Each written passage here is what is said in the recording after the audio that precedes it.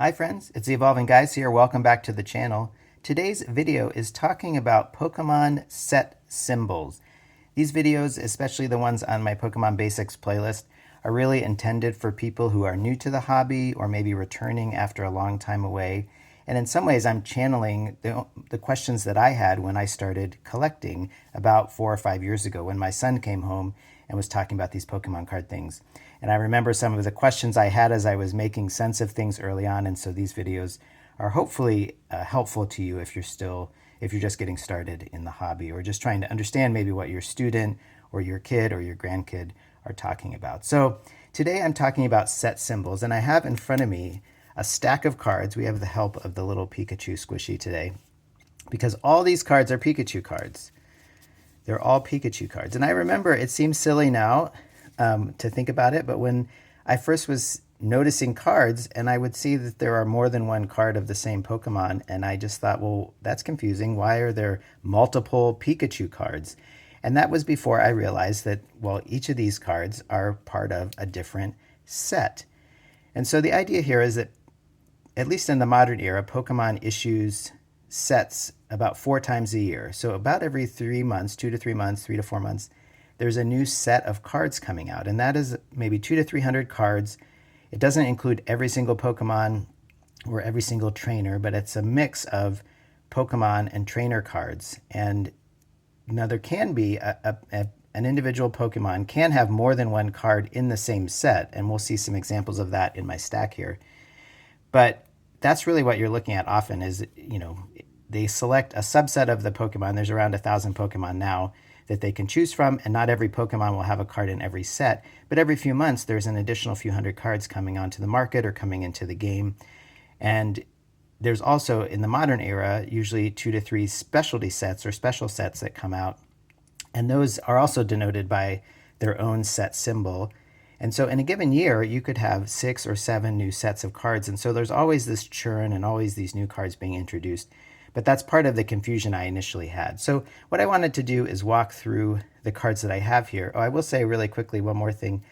The sets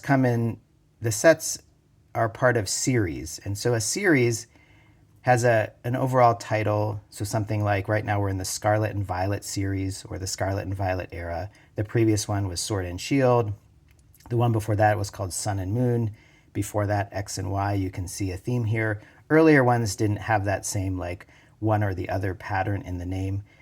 And so we're in the Scarlet and Violet era right now. And then there are, again, every few months, a new set of cards comes out. And the set is usually designated with a name, a 2-word name. And I joke with my wife sometimes that the names just seem like they came out of a random name generator where they just match 2 words together that seem to have nothing to do with each other. So, things like Obsidian Flames is a recent example.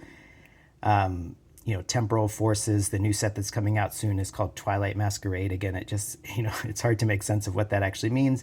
I think there is some connection often to the game, to the Pokemon video games, which I don't play, so I can't speak as much to that. I'm sure there's maybe more significance. And if you have questions, please put them in the comments, or if there are things I'm missing in this video as I go, I'd love your thoughts. I'm just kind of riffing here, and I'm sure I'm going to miss things that I could go over. So you have the series, right now it's Scarlet and Violet, and then within each series, every few months, there's a new set of cards. And the sets are denoted by, the series is not listed on the card, and so you're not able to know, except for the promo cards, which I will talk about in a minute. But the cards don't indicate the series, but they do indicate the set. And so we're going to walk through just some examples. We're not going to look in detail at all these cards. But I'm actually starting here. This is the base set. So this is the first Pikachu card. I mean, it's maybe not literally the first. I don't know if there were precursors to this, but as far as sets of cards, the base set is considered the original set. And this is the one set, as far as at least as I know, and if you know differently, please put a comment in down below the video. But it's the only one that does not have a set symbol or a logo. So you'll see in a minute where the logos show up. But here, we talked in the last video, this means it's a common card. That's the card number. We'll have a different video talking about that. There's a lot of information on the card, but there's actually no set symbol. So if you see a card that does not have a set symbol, then that's likely from the base set. And you'll see the difference here. So this is from base set 2, which was Actually, not the second set. There were a couple other sets, Jungle and Fossil, that came after base set, the original base set, and then base set 2. But you can see here now there is this symbol. It's the number 2 with the Pokeball in front of it. So if you see a card like this, and you'll, as you collect, you'll get a sense of what these actually look like. So here's regular, this is the one that doesn't have the set symbol. Base set 2. So this is what you're often looking for to make sense of. It helps you place where the card fits in the history of Pokemon. And as you collect more, I mean, I definitely have experienced this. You'll start memorizing these set symbols, and then you won't have to look them up, but you can always look these up. And I'm going to put a link in the description of a list of the set symbols that I really like. I refer to it quite often because I certainly don't have them all memorized. So this jumps way forward in time, but you can see then later on the symbols move to the lower right corner. So this is Roaring Skies. And you also, if it's helpful, there's usually a year, a copyright year on the card as well. So if you're looking at that long set list and it's there's all these symbols and you're not sure, where to look, this can narrow it down. This is 2015, so most of the set lists that I use are by year first, and so you can look by year and then see 2015 and then look and find the Roaring Skies. So there is, and you can see the art is different. It's a different Pikachu. And so these next few cards, you can see this is Breakthrough, I think. Again, I don't have them all totally memorized. A different artwork. There were a few trainer kits that had their own set symbols for a while. And so this one has a slightly different, you can see it's got this kind of mini picture of a Pikachu, but that also would be listed in a list of set symbols that you're looking for. Now you can see this is actually, in a sense, a reprint. There was a set called Evolutions, and that's important. If you'd ever see, sometimes people will see this card and think, oh, I have a base set card. But remember, the base set card does not have a set symbol. And Evolutions was essentially a reprint of base set in 2016, but it carries that extra symbol, so you know this is in fact an Evolutions card and not an original base set card. And then starting with the Sun and Moon era, the symbol moved over to the left-hand side. So it's not here. So as you can see, it might appear in different places. Basically, since Sun and Moon, which is 2017, the set symbols have always been over here in the left side. So this is Burning Shadows, Shining Legends, and you can see the art changes. We'll talk about art some other time. The artist is usually listed here or somewhere. So you can see these different Pikachu cards with different set symbols. Sometimes they have additional symboling, like this one comes from actually, this original card came in Hidden Fates, which is that set symbol. But sometimes the same card from Hidden Fates, for example, is reissued, but then it's reissued as part of this is part of a trainer deck. So you can see this is card 30 of 60.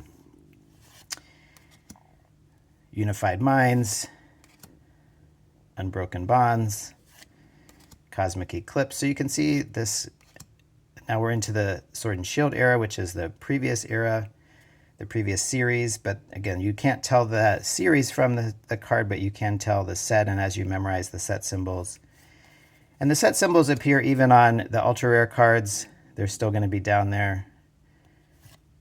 You can see here's a couple. And both of these Pikachu come from Vivid Voltage. So like I said earlier, you can have the same Pokemon, more than one in the same set. These are both Vivid Voltage. You can see there's a Pikachu V and a Pikachu V Max. And this is the Reverse Holo variant from Evolving Skies. We'll talk about Reverse Holos maybe another time, but you can see it's the same card, same number, both Evolving Skies. One is the regular and one is the Reverse Holo variant. This is from Fusion Strike. Pokemon Go. So again, just getting to know these, you'll start getting a sense of memorizing them. Now, a couple other things as I wrap up the video. With the very newest era, we are in now the Scarlet and Violet era. They went away from set symbols, and they now have these 3-letter identifiers for the sets. So this Mew is Scarlet and Violet 151. I don't like this as much. It actually takes more mental energy for me to translate these 3 letters. The 3 letters are meant to, they come from the name in some way, although in this case that's actually not true. The Mew is not in the name Scarlet and Violet 151, but other times there are, like Obsidian Flames is OBF, Temporal Forces, which is the current set, is TEF. But I just think I've just found that I'm a lot slower to process, like to make the mental jump from this to what set it is versus just memorizing the symbol, which is almost like, kind of instant muscle memory. So this is the very newest ones will actually look like that instead. I did want to talk about a couple other quick things. Here's the variant. There's a reverse hollow variant. Again, same set. It's Scarlet and Violet 151. You might also find sometimes that there's actually, instead of a set symbol, there's a promo symbol, and this just means it's part of the promo series, and each series has its own promo line. So SWSH is Sword and Shield, so this is a Sword and Shield promo, and it's promo number 20, 020. And instead of having a set symbol, it has this promo symbol. And there have been promos from basically the very beginning. I don't know when exactly they started, but there have been promos for a long time. So sometimes you might see that promo, and then you'll need to look over and to see this additional text will tell you which era it is from. And it also has it also includes the year, if that's helpful. And so this is a very cool Pikachu promo that came out early in the Sword and Shield era. This is another. There can be multiple Pikachu promos. So it's a promo, Sword and Shield, but this is number 039. And then the last thing I'll mention is there actually are set symbols for other non-major set releases for Pokemon. And this is actually a McDonald's card. This, you wouldn't know that from looking at the card. Sometimes they have the McDonald's logo on them, some of the earlier ones. This one doesn't have that, but this set symbol, if you looked it up and you didn't find it, you would look up, you might look at 2022 and you'll say, I don't see that set symbol somewhere. You would probably want to look in a different place because this is actually McDonald's, so they issue these mini sets. There's only 15 cards in it, so that's also another clue that this is not a major series set because there's only 15 cards. So this is another thing that you might want to look for. So that is my introduction to set symbols, sets and series, and that will hopefully help you. It's a little bit more information as you look at the card. It helps you make sense of what you're seeing. And again, I'll put a link in the description for a list of all the set symbols. And I still reference that all the time when I'm trying to do this, but when I'm trying to categorize or identify cards. But again, as you collect, you'll get to know them. And after a while, it is just going to be like second nature. When you see a particular set symbol, you're just going to know what it is. So I hope this is helpful. I'm going to continue to do these kinds of videos. Please put in the comments if there's these types of explainer videos that would be helpful to you as you learn about the hobby. And yeah, keep an eye out for other videos. We're going to be dropping other videos. We're working on master set challenges and other things like that. But I hope this video is a little more evergreen. You can come back to this in the future if you want to reference it. So thanks very much for watching, and we'll talk to you soon.